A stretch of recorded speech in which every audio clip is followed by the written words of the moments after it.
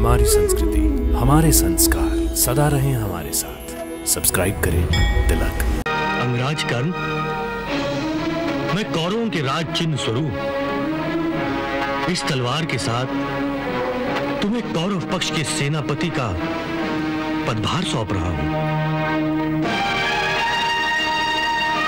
क्योंकि मुझे तुम्हारे साथ अपनी मित्रता और पांडवों से तुम्हारी शत्रुता दोनों पर पूर्ण विश्वास है। कर्ण के सेनापति बन जाने की खुशी में कौरव सेना शंख बजा रही है। इसी बात का तो डर था। कर्ण से डर? हां, परंतु कर्ण से ज्यादा कर्ण के तुनीर में जो दिव्यास्त्र हैं उनका डर। भ्राताश्री, आप अपने मन से यह डर निकाल दीजिए। मेरे पास कर्ण के प्रत्येक बाण का, प्रत्येक अस्त्र का उत्तर है। और पहली बार तो हम कर्ण से युद्ध नहीं करेंगे। और कर्ण से कैसा डर भ्राताश्री? कर्ण को हमने कई बार पराजित कर चुके हैं और इस बार भी हम वो सूत पुत्र को पराजित करेंगे। भीमसेन, शत्रु को निर्बल समझने की भूल कभी नहीं करनी चाहिए, और कर्ण जैसे शत्रु को तो बिल्कुल निर्बल नहीं समझना चाहिए। कर्ण को हम निर्बल नहीं समझ रहे भ्राताश्री, परंतु हम उससे डरते भी नहीं हैं।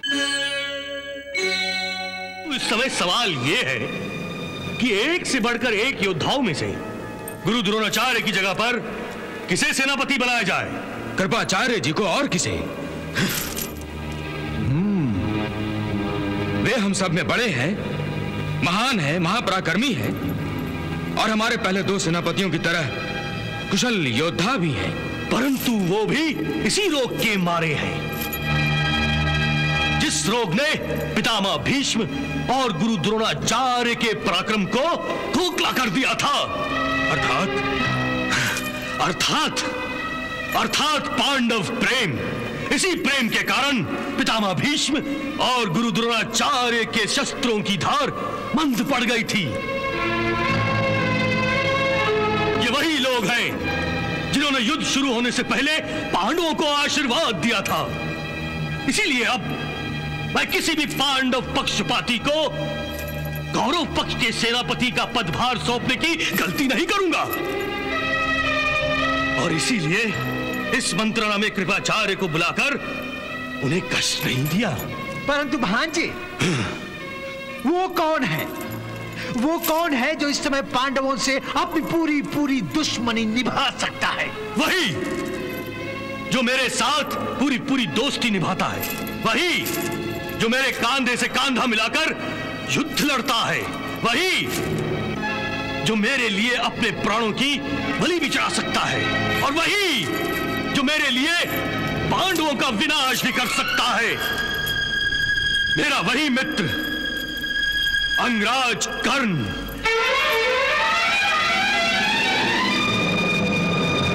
अंगराज कर्ण।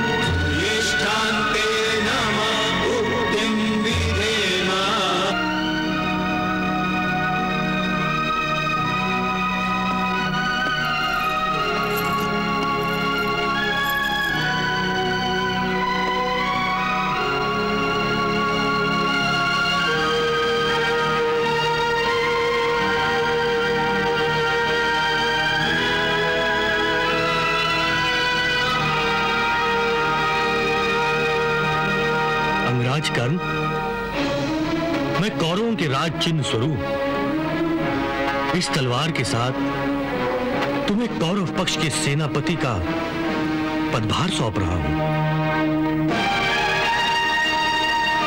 क्योंकि मुझे तुम्हारे साथ अपनी मित्रता और पांडवों से तुम्हारी शत्रुता दोनों पर पूर्ण विश्वास है।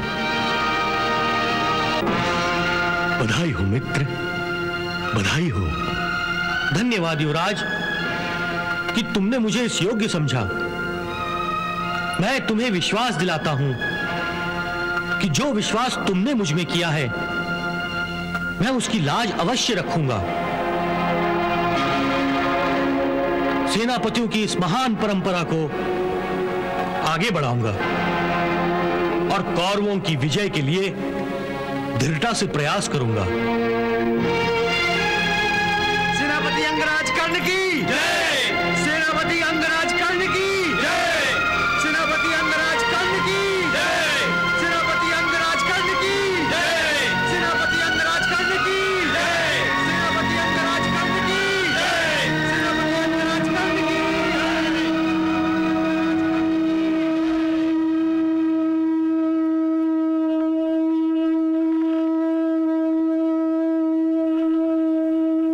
कर्ण के सेनापति बन जाने की खुशी में कौरव सेना शंख बजा रही है। इसी बात का तो डर था। कर्ण से डर? हां, परंतु कर्ण से ज्यादा कर्ण के तुनीर में जो दिव्यास्त्र हैं उनका डर। भ्राताश्री, आप अपने मन से यह डर निकाल दीजिए। मेरे पास कर्ण के प्रत्येक बाण का, प्रत्येक अस्त्र का उत्तर है। और पहली बार तो हम कर्ण से युद्ध नहीं करेंगे। और कर्ण से कैसा डर भ्राताश्री? कर्ण को हमने कई बार पराजित कर चुके हैं और इस बार भी हम वो सूत पुत्र को पराजित करेंगे।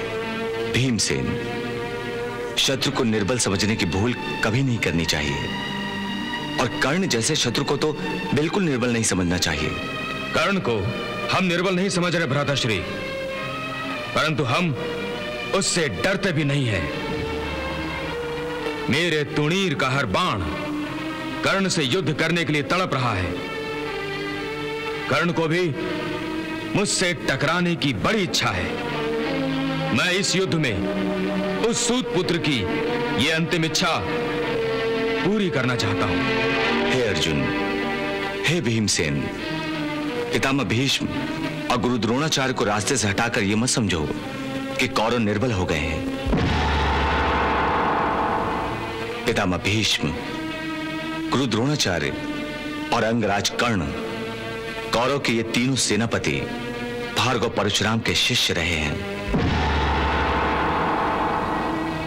इसलिए कर्ण के सेनापति बन जाने से कौरव की शक्ति में कोई कमी नहीं आई है, बल्कि कौरव पहले से भी ज्यादा शक्तिशाली और बलशाली हो गए हैं। ऐसा कहकर आप भीष्म पितामह और गुरु द्रोणाचार्य दोनों के शौर्य का अपमान कर रहे हैं। क्या आप कर्ण को पितामह भीष्म और गुरु द्रोणाचार्य से शक्ति में बढ़कर समझते हैं? हाँ, हाँ, हाँ, मैं कर्ण को पितामह भीष्म और गुरु द्रोणाचार्य से बढ़कर समझता हूं, क्योंकि गुरु द्रोणाचार्य और पितामह भीष्म इन दोनों में और कर्ण में बहुत बड़ा अंतर है।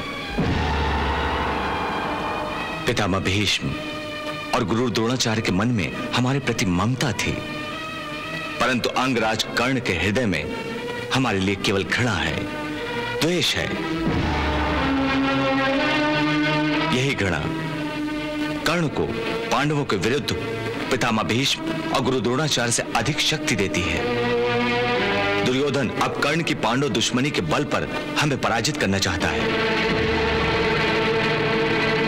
जो विनाश पितामह भीष्म और गुरु द्रोणाचार्य न कर सके, वो विनाश अंगराज कर्ण अवश्य कर सकता है। वो हमारा सर्वनाश कर सकता है।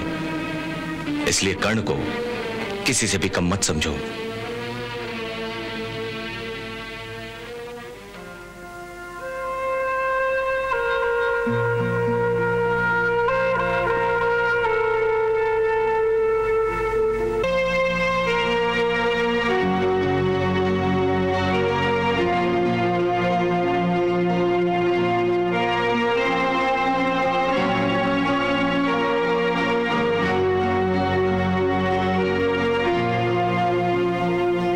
राजमाता, युद्ध भूमि से आया हुआ गुप्तचर आपकी सेवा में उपस्थित है।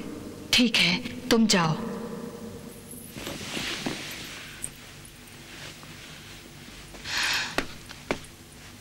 हाँ गुप्तचर, क्या समाचार है? समाचार शुभ नहीं है राजमाता। क्या किसी पांडव को? नहीं, ऐसी कोई बात नहीं है। सभी पांडव सुरक्षित हैं, परंतु कौरवों के सेनापति गुरु द्रोणाचार्य का वध हो गया है। हे भगवान, उनकी आत्मा को शांति दे। परंतु पांडवों के शिविर में अशांति फैली हुई है। शांति हो भी कैसे सकती है? अपने ही हाथों अपने गुरु का वध करके पांडव शांत भी कैसे रह सकते हैं? परंतु कौरवों के शिविर का क्या हाल है? कौरवों के शिविर में प्रतिशोध की आग भड़क उठी है और गुरु द्रोणाचार्य का बदला लेने की सौगंध खाई जा रही है। परंतु द्रोणाचार्य के स्थान पर सेनापति किसे बनाया गया है? अंगराज कर्ण को। क्या? हाँ राजमाता। कर्ण को? हाँ राजमाता।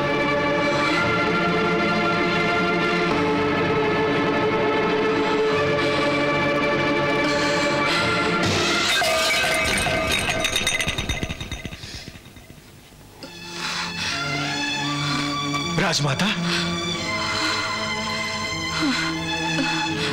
प्रणाम राजमाता।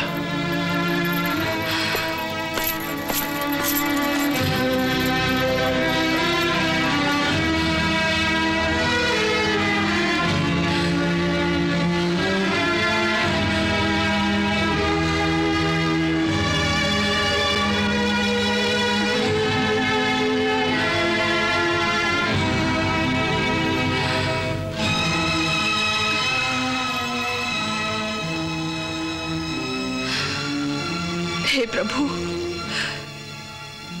ये सब क्या हो रहा है? ये कैसा खेल खेल रहे हो तुम? मैं जानती हूं कि इस नाटक के सूत्रधार तुम ही हो, परंतु इस नाटक का ये कैसा अध्याय शुरू कर दिया है तुमने? भाई को भाई का दुश्मन बनाकर आमने सामने लाकर खड़ा कर दिया। पांचों पांडवों के सामने कर्ण को लाकर खड़ा कर दिया। अब मैं क्या करूं? कैसे रोकूं इस महायुद्ध को? हे अंतर्यामी, तुम अच्छी तरह से जानते हो कि अपनी ही कोख से जन्म लिए गए भाइयों के बीच होने वाले इस महायुद्ध को मैं नहीं रोक सकती। मैं नहीं रोक सकती। मैं जानती हूं कि मैं दोषी हूं अपने पुत्रों की, जिन्हें मैं ये भी नहीं बता सकती कि कर्ण और पांडव आपस में भाई भाई हैं। और सबसे अधिक दोषी हूं मैं कर्ण की, जिसे मैं ये भी नहीं बता सकती कि मैं उसकी मां हूं, उसकी अभागी मां।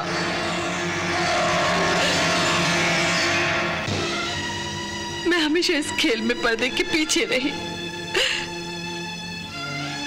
और तुमसे भी यही विनती करती रही कि इस रहस्य पर सदा पर्दा डाले रखना। हे प्रभु, अब भी तुमसे यही प्रार्थना है कि मेरी लाज की रक्षा करो।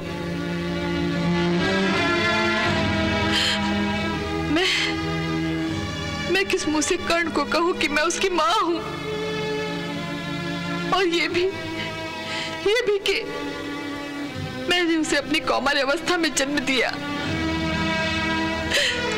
नहीं प्रभु, नहीं।